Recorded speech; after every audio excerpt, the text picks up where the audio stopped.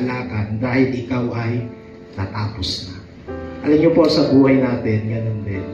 Pag tayo ay nawala sa daigdig na ito, tandaan mo, hindi mo na maaalala yung mga pasakit at hirap mo dito sa daigdig. Kasi, ang mararamdaman mo na lamang, yung kagalakan na kasama mo ang Panginoon. Amen? Kaya, let not your heart be troubled, sabi ni Jesus. Kasi sabi ng Lord, I have overcome this world. Kaya tayo dito sa daigdig, mabuhay ka na masaya, mabuhay ka ng nagagalak na kasama ang Panginoon. Just relax, take it easy. Ang buhay, huwag mo pabigatin ang buhay mo.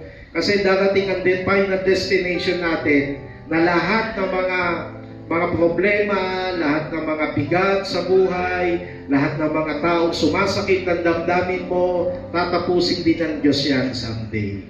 Amen.